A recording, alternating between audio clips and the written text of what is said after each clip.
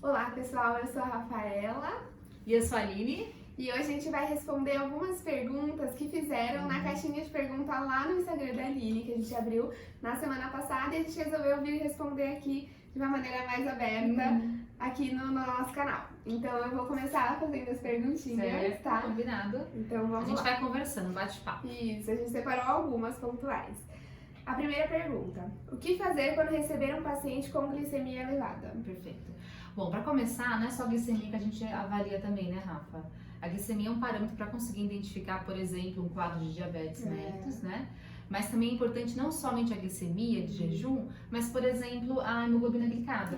Né? Então a gente tem que a glicemia de jejum, ela vai refletir muitas vezes aquele momento pontual. Agora já a glicada, ela vai avaliar toda uma sequência aí de 120 dias mais ou menos, né? Porque a hemoglobina dura mais ou menos 120 dias no nosso corpo.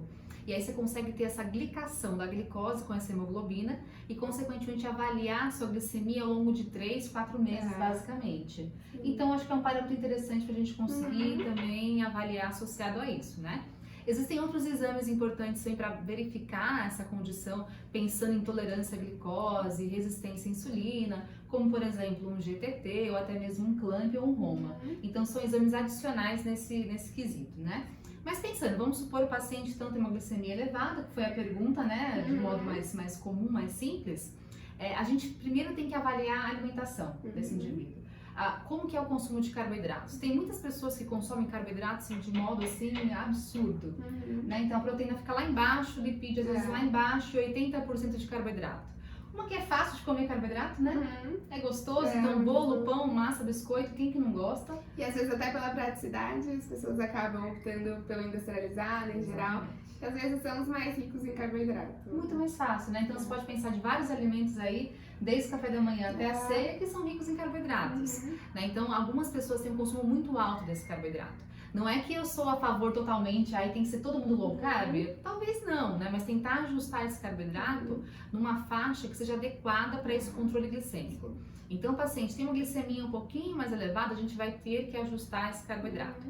Um outro ponto é o tipo de carboidrato, né? Então pensar em alimentos que são menos refinados, tentar evitar o refinado, industrializado, aumentar o alimento que tem mais fibra, mesmo que seja um carboidrato, algum alimento que é um carboidrato, mas que é mais rico em fibras, né? Então tentar trocar um pouquinho esses alimentos e conseguir ter um benefício nesse sentido. Afinal, a fibra ela consegue retardar um pouquinho essa absorção do carboidrato, então eu consigo ter um controle um pouquinho melhor nesse sentido. E isso a gente já leva em consideração o índice glicêmico também, a carga glicêmica, que está relacionado, querendo ou não, com essa glicemia. Perfeito, combinado, ótimo.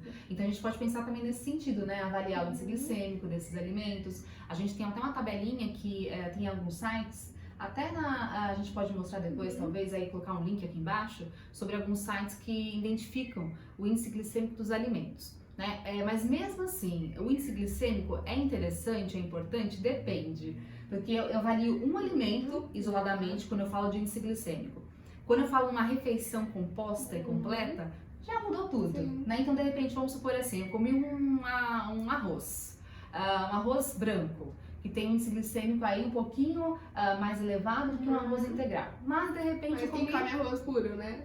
Quem come arroz puro? A gente leva em consideração. É mais difícil, né? Então você vai comer um arroz lá com feijão, que tem bastante fibra, com de repente um ovo, uma carne, uma verdura. Então quanto que de fato esse índice glicêmico vai valer mesmo? Até mesmo quanto à preparação desses alimentos, né? Então, você vai utilizar mais gordura, isso já vai influenciar no índice glicêmico. Então são muitos fatores além disso. Exato. Então se apegar assim só ao índice glicêmico pontualmente de um alimento só, não é uma questão muito interessante. A gente pensa em tentar englobar isso. Tudo bem, se você não gosta de arroz integral, sem problemas. Pode ser o arroz branco, desde que você coloque junto a isso, talvez uma salada ali, uma fibra, um legume. Então eu acho que isso já ajuda bastante. E até pela variedade de nutrientes, que é interessante, né? A gente não tá focando só no carboidrato em si, mas na variação desses nutrientes, que é tão importante. Com certeza. É aquela história bem simples, né? Quanto mais colorido o seu prato, mais você vai acertar. É isso mesmo. Tá totalmente certo. Né? Então a gente pode pensar, então essa carga glicêmica, muitas vezes a quantidade de carboidratos oferecida, de certa forma vai ser mais importante ainda do que esse índice glicêmico. Que eu consigo manipular mais com uma mistura de vários alimentos, né? Então fica mais interessante. Bom, se eu colocar proteínas para esse paciente de modo adequado, também é um ponto interessante, porque eu consigo dar mais saciedade para ele. E parece bobagem, mas muitas pessoas não consomem tantas proteínas assim. Algumas atingem super facilmente proteínas, mas algumas têm mais dificuldade. Quanto mais a pessoa fica mais velha, menos ela come proteína, de modo geral. Porque é mais difícil, né, Rafa? A digestão é mais lenta, então a mastigação já não tá aquelas coisas, então acaba ficando mais difícil. Então, nesse sentido, ajustar carboidrato, ajustar a proteína para conseguir melhorar essa questão de alimentação e também índice glicêmico. Nós temos alguns outros macetes, vamos dizer assim, para que a gente possa tentar auxiliar nessa glicemia. Então, por exemplo, canela. Canela ela é altamente estudada para a redução da glicemia. Então, por volta de 1 grama de canela, aí ela consegue auxiliar nesse processo. Ou de repente você coloca numa preparação, ou coloca numa cápsula. Né? Então, a gente tem alguns aditivos aí que podem nos ajudar. Existem vários tipos de suplementos, enfim, nutracêuticos para ajudar, mas a canela é tão simples.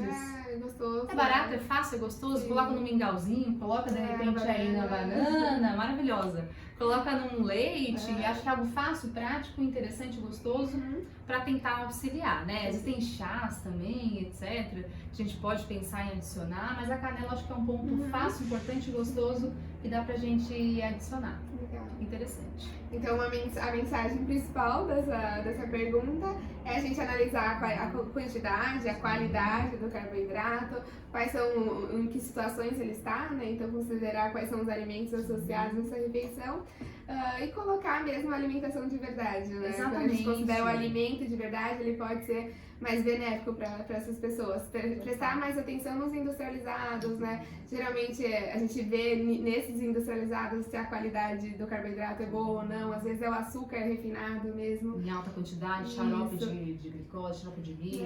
Então a gente já vai prestando atenção nisso para conseguir ajudar esse paciente com essa glicemia elevada. Com certeza, perfeito. Bom. Então, próxima pergunta.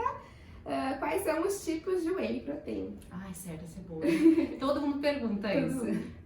Então, whey protein, a gente tem aí basicamente, né, de modo mais simplório, o whey protein concentrado, né, o isolado, o hidrolisado, também tem um blend, né, com várias misturas aí de proteínas, com albumina, algumas colocam isolado com concentrado, né, e também tem esse whey, entre aspas, né, a proteína vegetal, que tem crescido bastante no mercado. Então nós temos várias fontes, seja de arroz, mistura de arroz com de soja, com ervilha, tem de sementes, de abóbora, tem até de maconha, mas aqui no Brasil não tem, tá? Tem de tudo, né? Então a gente tem vários tipos aí que vem no mercado. Pensando numa proteína, nesse whey protein, o que ele é? Sabe o queijo branco? Não tem aquela aguinha que fica no pratinho? É isso, o whey protein é aquela aguinha, aquele soro. Então ele apenas foi seco para virar um pozinho e a gente consumir, né, conforme necessário. Então muitas pessoas pensam, nossa, mas é uma bomba o whey protein? Não, veio do leite, né? Não se preocupem. A questão é, esse whey protein concentrado, ele tem essa aguinha seca, só isso e mais nada. Se eu pensar no whey protein que ele é isolado, então ele está isolado de outras coisas. Então só tem ali basicamente a proteína. Pode ter um pouquinho de carboidrato, mas é muito menos assim, entre aspas, porque um whey protein concentrado, ele vai ter mais ou menos, depende da marca, lógico, cerca de 10 gramas, 6 gramas, alguns têm bem mais, tá? Mas de modo geral, um bom whey protein, cerca de até uns 10 gramas de carboidrato por porção, né? Até menos. Só que o isolado vai ter talvez 2 gramas, 3 gramas. Então concorda que a diferença entre eles pode ser de 5 gramas de carboidrato, 4 gramas de carboidrato? E aí a gente vê a diferença pela filtração, né? O isolado ele passa por uma filtração que é muito mais rígida. Então ele consegue selecionar mais a proteína e excluir os outros nutrientes. Lipídio, carboidrato. Então ele consegue realmente, como a Rafa falou, né? Isolar, né?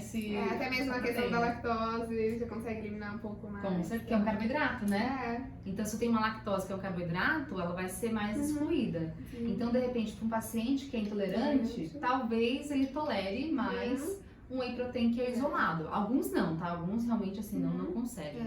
Mas pode ser que a gente consiga esse benefício, né? Bom, então a diferença entre o concentrado e o isolado vai ser essa quantidade de carboidrato e de lipídio que vai ser um pouco menor. Só que, se o paciente não é intolerante, o quanto que vale a pena ele investir no isolado, que é bem mais caro, por conta de 4, 5 gramas de carboidrato. Aí depois ele vai lá e toma um suco de laranja. Já acabou, né? Come uma banana. Então assim, quanto que faz sentido mesmo? Ah não, a pessoa tem uma intolerância à lactose, que de repente esse whey protein isolado vai ser interessante. Perfeito.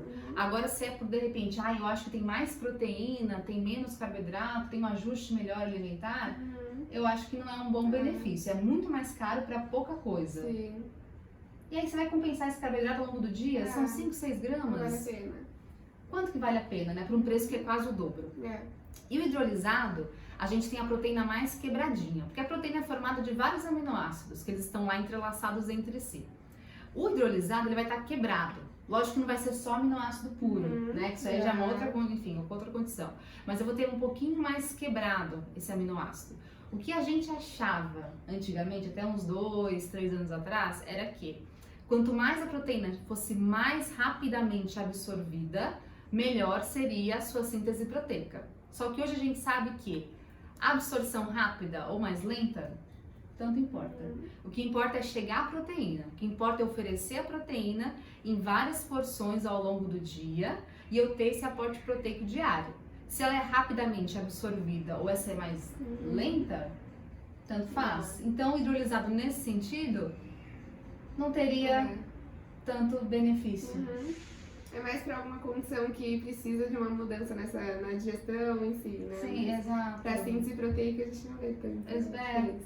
Quer uma hipertrofia, nesse sentido não teria o porquê, né? Aí pensando em proteínas vegetais, né, esses wheys, entre aspas, aí vegetais, nós temos várias combinações, né? E isso é legal, porque quanto mais a gente combinar a proteína vegetal, melhor. Né? A proteína vegetal ela acaba tendo uma redução aí de alguns aminoácidos, como a leucina, que é importante para a síntese proteica. Então não é que eu não vou conseguir ter hipertrofia com a proteína vegetal, isso é possível. Só que a gente tem que compensar em quantidades maiores de proteínas vegetais perante uma comparação com uma proteína animal, como um leite, por exemplo.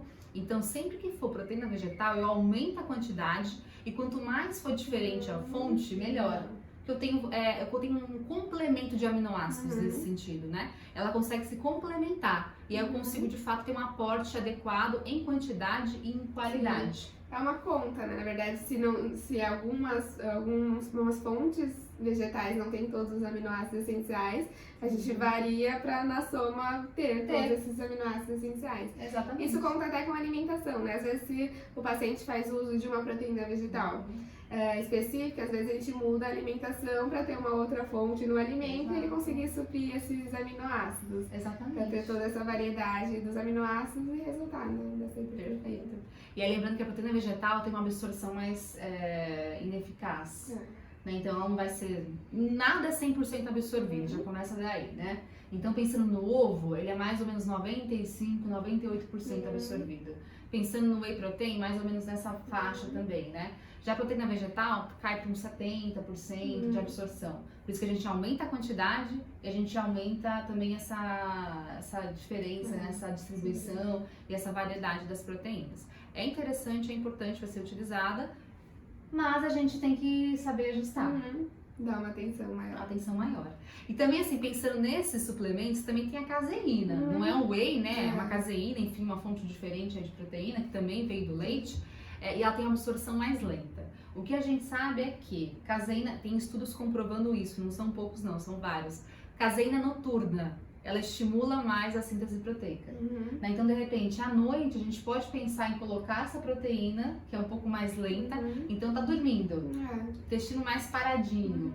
A absorção vai ser lenta e vai manter essa quantidade de aminoácidos plasmáticos mais, enfim, acentuadas, e isso pode estar envolvido com mais síntese proteica. Não adianta também a gente tomar caseína e ficar sentadinho vendo Netflix, né? Mas enfim, é um estímulo que pode ser interessante nesse aspecto. Legal. Próxima pergunta.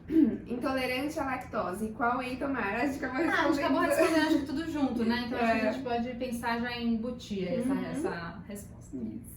Então, para a próxima, é verdade que proteína aumenta a saciedade?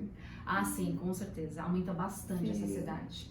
Até esse é um ponto importante, Rafa, porque, por exemplo, ó, tem muitas pessoas que acham assim, vamos supor, a recomendação de proteína 2,2 gramas de proteína por quilo de peso. Ah, mas eu vou usar 4, porque eu quero muita hipertrofia, né? Cara que ele quer bombar. Não vai adiantar, sabe por quê? Uma que você não tem estímulo de síntese proteica acima do recomendado, você vai fazer xixi caro, né? Não vai ter o que fazer, infelizmente. E um outro ponto é que você tem tanta proteína, a saciedade é tão grande que você não vai conseguir consumir o restante dos alimentos. E aí não consegue. Eu tenho que ter só proteína na alimentação? Lógico que não. Tem que ter carboidrato, tem que ter lipídio. E aí, consequentemente, se você come muita proteína, você vai desbalancear o restante. Você não consegue consumir o restante. E aí você não vai conseguir ter o seu resultado, que no caso pode ser hipertrofia, por exemplo. Né? Então, nesse sentido, é algo que a gente tem que pensar. Ai, não, uma pessoa, de repente, que não é um fisiculturista, não é, enfim, um atleta, ela quer pensar em saciedade, ela consome mais carboidratos. Se ela colocar mais proteínas na refeição, então toda a refeição colocar uma proteína junto, é incrível, que eu estimulo muito a saciedade. O problema é proteínas em excesso, acima do que a gente pensa do recomendado, né? Sem contar que proteína em excesso, a gente pode ter alguns casos de desbiose intestinal, também não é interessante. Mas, pensando em ajustar proteínas de modo adequado, aumentar a proteína até uma quantidade que é adequada, não em excesso, isso é maravilhoso. E pensando em saciedade, é que o tempo de digestão da proteína é maior, né? Então, passa mais tempo ali no estômago, a pessoa tem mais saciedade. Então, é interessante até mesmo em casos de obesidade, que a gente visa uma restrição calórica, às vezes a gente coloca proteína em cada região, em cada refeição, para essa pessoa ter mais saciedade, controlar mais essa fome. Com né? certeza. Legal. Ajuda muito, né? E normalmente pessoas que têm quadro de sobrepeso e obesidade, pode ser que elas tenham um consumo maior de carboidratos. E carboidrato, como você disse, né? Ele é rapidamente digerido. E aí, você comeu, vai, macarrão. Daqui uma horinha você tá morrendo de fome. Vai comer de novo. E aí come o quê? Pão. Aí, fome de novo. Então, quanto mais você adicionar proteína na sua refeição, demora mais tempo para você digerir, para você quebrar essa proteína e aí, consequentemente, te dá mais saciedade. Então, é super interessante, né? Ah, de manhã eu vou comer só um pão. Não, come um pão com alguma proteína ali, com ovo, com queijo mesmo. Ah, o lanchinho da tarde, de repente coloca mais uma proteína. Pequenas estratégias que fazem a diferença. Total diferença. Legal. Então, a próxima pergunta, a pessoa quer saber de whey protein. Whey protein só pode ser consumido pós-treino? Ah, na verdade, antigamente tinha essa ideia, né? Acabou de fazer o treino, já está, sei lá, chacoalhando e bebendo, né? Nem fala que a pessoa só tá bebendo whey protein. Antigamente, a gente achava que isso era verdade. Realmente, treinou, tem a janela metabólica de síntese proteica que vai durar aí meia hora no máximo, então taca letal no whey protein.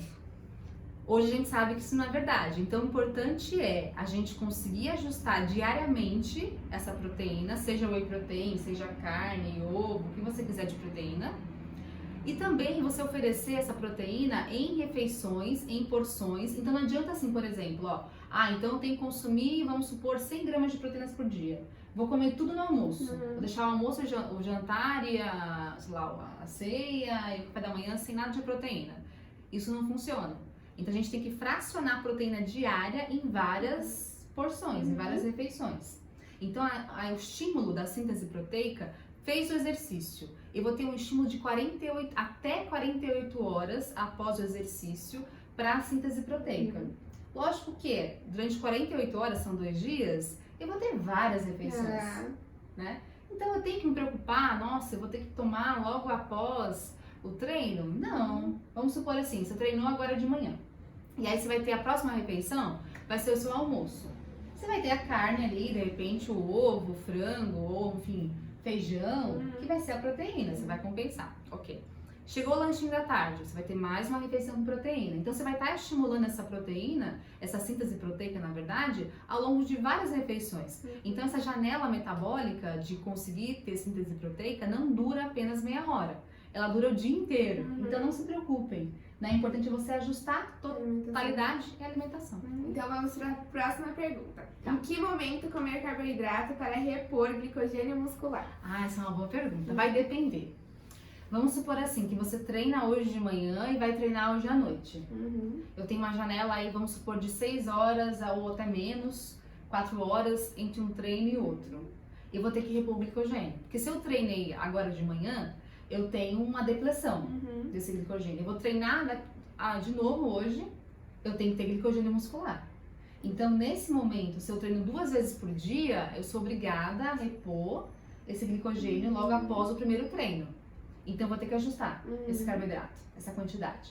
Só que, se eu treino hoje de manhã e vou treinar amanhã de manhã, são 24 horas aí, ou mais de 8 horas entre um treino e outro, aí tudo bem, você vai comer, não vai? Sim. Vai comer lá seu almoço, seu lanche, que vai ter carboidrato. Então, se eu tenho um intervalo maior de 8 horas, ou se é de um dia para o outro, você vai repor. Então, não tem por que a gente se preocupar em tentar ajustar esse carboidrato, se preocupar com isso. Então, a não ser que o treino seja muito pertinho do outro, eu vou repor. Se é muito distante, não precisa. Ou até mesmo tem algumas situações em que a pessoa vai treinar muito cedo, né? Então a gente já fez uma estratégia ali à noite, antes de dormir, pra adequar e aí essa pessoa conseguir treinar bem de manhã. Perfeito. Ou até assim, a pessoa não consegue comer nada de manhã. Ela quer treinar em jejum porque ela fica enjoada. É muito comum, né? Passa mal, não quer. De repente, então na noite anterior, na ceia, a gente vai colocar bastante carboidrato pra estocar esse glicogênio muscular. E já que ela prefere fazer em jejum, ok. Não é a melhor estratégia. A gente prefere sempre fazer uma refeição pré-treino. Mas, de repente, a gente pode sim pensar com uma estratégia, planejar a refeição anterior um dia antes. Perfeito, maravilhoso, é isso mesmo. Então a questão é ajustar esse carboidrato também entre as refeições. Perfeito. Vamos sair um pouco de whey protein agora e vamos para a próxima pergunta. Quando indicar o ômega 3? Ômega 3, ótimo. Olha, pra ser bem sincera, acho que o ômega 3 todo mundo tinha que tomar, viu?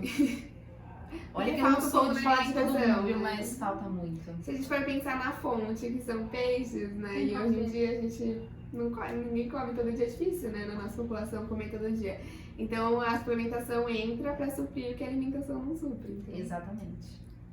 E aí se a gente pensasse assim, ó, é uma pessoa que ela mora no Japão e ela come peixe lá todo dia, que é mais comum por lá, né? Ok, então não precisa de ômega 3. Agora a gente não come tanto peixe assim, né? E qual que é o adequado? Nós temos uma razão, uma proporção entre ácidos graxos essenciais, que é ômega 3 e ômega 6.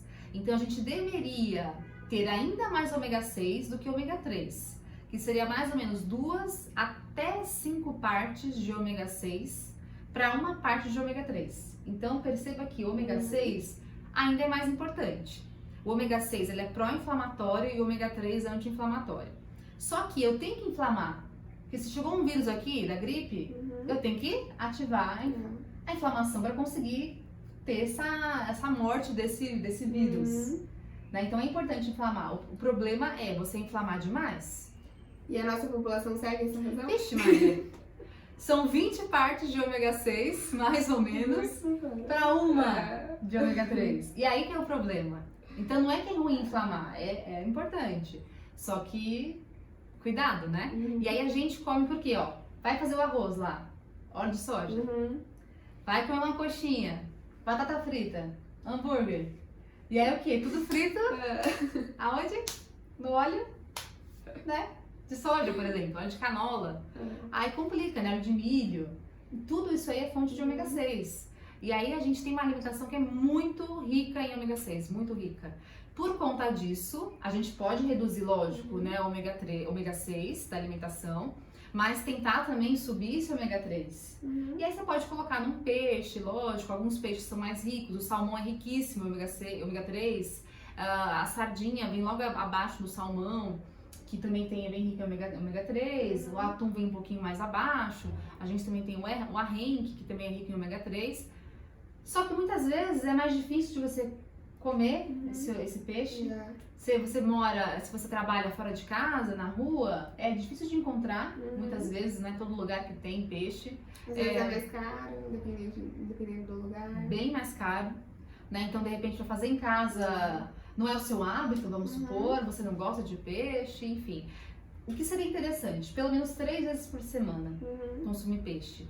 Mas às vezes não é tão fácil assim. Então seria mais interessante, talvez, não é que você não precisa comer o peixe, coma o peixe, que é importante, mas tentar adicionar aí uma suplementação de ômega 3, para tentar balancear esse processo de razão de ômega 3 para ômega 6. E aí um ponto importante é que não compre qualquer tipo de ômega 3. Porque muitos são contaminados com metais pesados. Nossos oceanos aí, coitados, são totalmente contaminados, né? Então é muito importante tomar cuidado com isso. Não vale a pena você usar o ômega 3 que tem contaminação com chumbo, com mercúrio. Porque isso ele acaba entrando no seu corpo e ele fica sendo depositado. É um agente que vai acabar causando a longo prazo câncer, ele acaba impedindo a ação de algumas enzimas. Então não é interessante de modo algum colocar um ômega 3 que não tem uma validação. Então tem que olhar no potinho do ômega 3 ali, livre de metal pesado. Eu tenho que ter essa segurança em utilizar esse ômega 3, não é qualquer um não. Então olhem bem com cuidado, pode ser um pouquinho mais caro, né? Mas enfim, acho que é o que mais vale a pena. E vários outros fatores quando a gente vai escolher essa suplementação, né, de ômega 3. Até mesmo a embalagem, se ela é escura, até pela peroxidação lipídica, então a presença de luz pode alterar essa composição. E até mesmo qual que é a composição de EPA, DHA, quantas cápsulas a gente vai consumir. Então são vários pontos pra gente analisar ali na escolha do suplemento. Exatamente, perfeito. Então se a gente tem no ômega 3 dois tipos básicos aí de ácido graxo, né, que é o EPA e o DHA. Se eu pensar numa gestante, né, o DHA está mais envolvido com acuidade visual, com questões neurais, cognitivas. Então, para essa gestante, quanto mais eu colocar mais DHA para ela, melhor. Vai passar pela placenta, o bebezinho vai conseguir captar esse ácido graxo, ele vai ter uma condição neural e de visão melhor. Então é interessantíssimo pensar nessa suplementação para gestante, é obrigatório inclusive, né? É uma recomendação já bem embasada que é bem interessante. Agora, se eu pensar num paciente que tem doença cardiovascular, de repente, eu vou colocar mais EPA do que DHA. Então, eu tenho que pensar qual que vai ser essa proporção aí para cada paciente. Individualizado. Totalmente individualizado. Então, próxima pergunta. O jejum intermitente é bom ou ruim? Polêmica essa também. Essa é pesada, hein? Olha, depende, gente. Não é que o ômega 3, não é que o jejum intermitente é uma melhor estratégia, mas é uma estratégia que pode ser aplicada, né? Não é que de repente assim, a pessoa perde mais peso com jejum intermitente. Tem até alguns estudos que mostram que jejum intermitente pode ter uma melhoria em relação a alguns parâmetros bioquímicos, de glicemia, hemoglobina glicada, triglicéridos e colesterol. Só que esse embasamento científico ainda não é assim tão concreto. Não valeria a pena você colocar pensando só em parâmetros bioquímicos para esse paciente, né? Agora pensando em perda de peso, é igual uma dieta convencional. Então eu vou pensar, será que esse meu paciente prefere fazer uma dieta onde eu vou reduzir calorias de modo geral? Ou ele prefere fazer um jejum intermitente? Se é um paciente, por exemplo, que ele acorda de manhã, não quer comer, não está acostumado a comer, ele vai consumir algum alimento lá pelo meio-dia, faz o almoço só, por exemplo. Ele está acostumado já. Para ele é tranquilo, ele está correndo ali no dia a dia, ele não quer parar para comer, não tem tempo e não quer. Por que eu vou forçar ele a comer? Não, você tem que parar, você tem que comer. Se é uma coisa que ele não quer, que ele não consegue. Então parece caso. É diferente até de uma pessoa que às vezes, isso é comum, a pessoa passa a fazer o jejum intermitente por conta própria, sem um acompanhamento nutricional.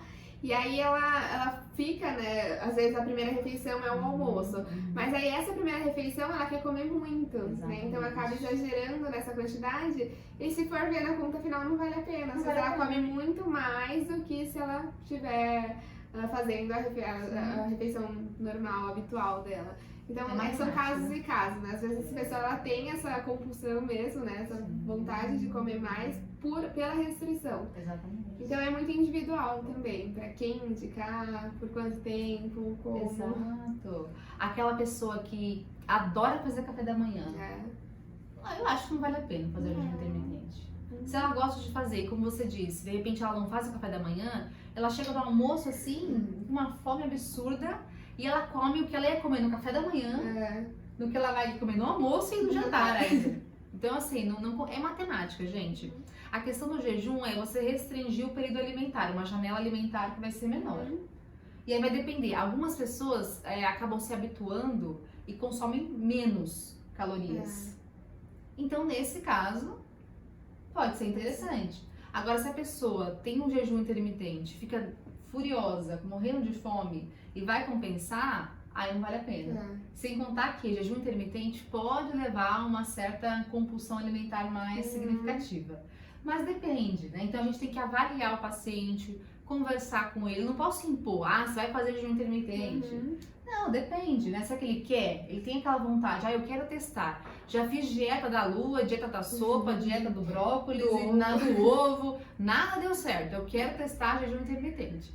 E geralmente os pacientes chegam assim, eu quero fazer jejum intermitente, né? Já está disposto àquilo, já testou por conta própria, né? Então às vezes vem uma semana antes da consulta ele já testou. Então eu quero. Gostou, né? de repente. Porque então a gente pensa, é muito individual a nutrição, né? O que eu acho que não pode fazer, Rafa, é assim, então eu vou só restringir o horário. Você vai comer das 11 da meio-dia, das 11 até as 8. E aí come o que você quiser. Aí não dá. Não dá.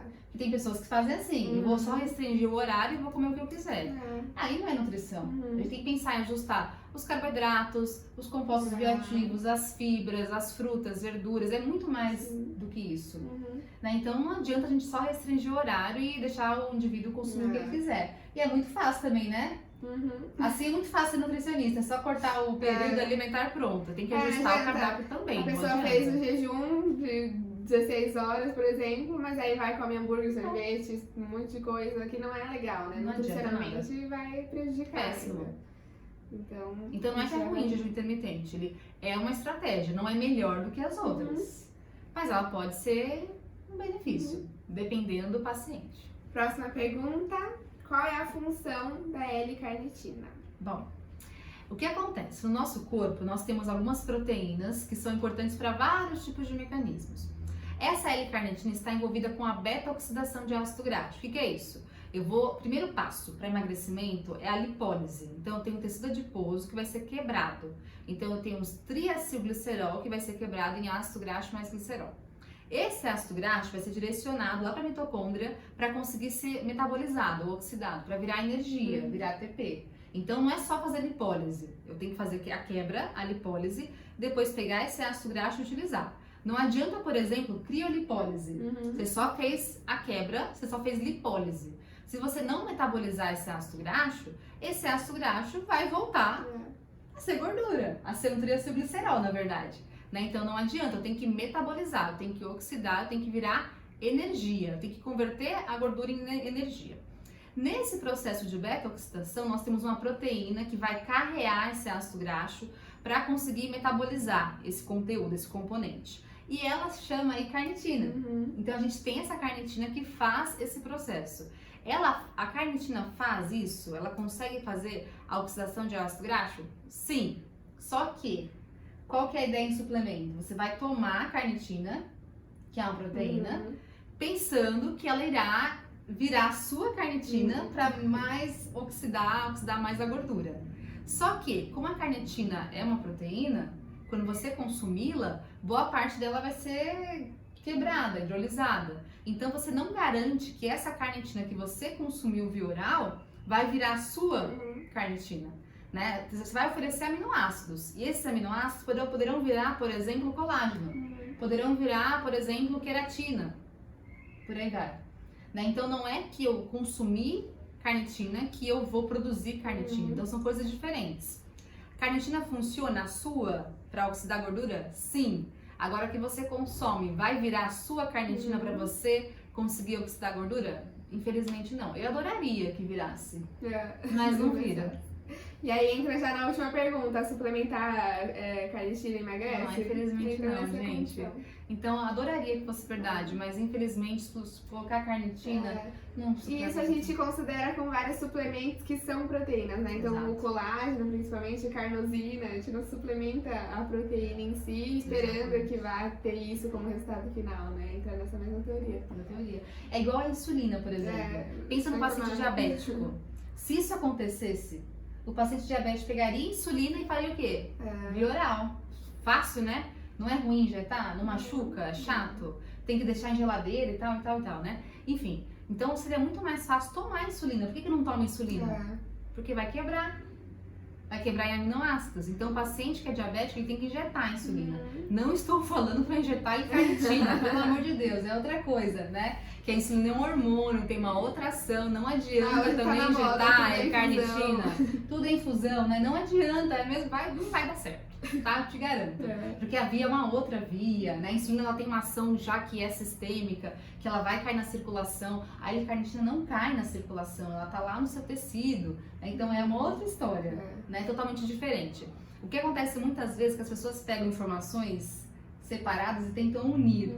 E não é assim que acontece, né, Rafa? Tem toda uma bioquímica por trás disso, um entendimento do seu organismo, pra gente conseguir suplementar o que de fato funciona. Isso, essas foram as perguntas que a gente selecionou. Tentei agrupar ainda os assuntos para dar mais sentido à conversa. Então, se você gostou, eu te peço que vocês curtam aqui esse vídeo, se inscreve no nosso canal que a gente vai trazer muitos conteúdos aí sobre nutrição e nos acompanhem no Instagram. A gente tá sempre deixando caixinha de pergunta lá para conseguir responder a dúvida de vocês e tem muitos conteúdos lá todos os dias. Perfeito, é isso mesmo. Até Muito a obrigada. próxima. Obrigada.